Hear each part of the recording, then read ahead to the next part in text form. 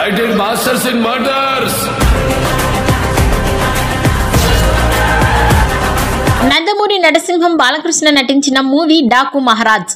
బాబీ దర్శకత్వంలో ఈ మూవీ తెరకెక్కింది. సంక్రాంతి కానుకగా జనవరి 12న ఈ చిత్రం ప్రేక్షకుల ముందుకు వచ్చింది. తొలి ఆట నుంచి పాజిటివ్ టాక్ తో దూసుకుపోతోంది.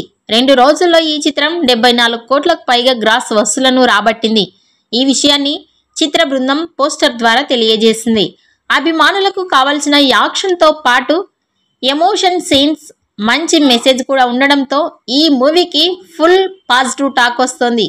సినిమాపై ముందు నుంచి ఉన్న అంచనాలు సంక్రాంతి హాలిడేస్ ఉండడంతో డాకు మహారాజ్ సినిమాకు బాగా కలిసొచ్చింది.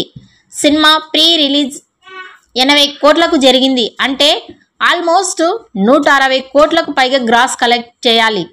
2 రోజుల్లోనే 74 కోట్లు రావడంతో సంక్రాంతి హాలిడేస్ అయ్యే లోపు ఈజీగా బ్రేక్ ఈవెన్ అయ్యి ప్రాఫిట్లోకి వచ్చేస్తుంది అని భావిస్తున్నారు. 2 రోజుల్లో మొత్తం ప్రపంచవ్యాప్తంగా 40 కోట్ల షేర్ 74 కోట్ల గ్రాస్ కలెక్షన్స్ ని రాబట్టింది. 3వ రోజు సంక్రాంతి పండుగ కనుక 25 కోట్ల గ్రాస్ కలెక్షన్స్ ని రాబట్టవచ్చని ట్రెండ్ వర్గాలు అంచనా వేస్తున్నాయి. బాబీ డైరెక్షన్ లో వచ్చిన వాల్తేరు వీరయ్య 3 రోజులలో మొత్తం ప్రపంచవ్యాప్తంగా 58 కోట్ల షేర్ 108 కోట్ల గ్రాస్ కలెక్షన్స్ ని రాబట్టిన విషయం తెలిసిందే.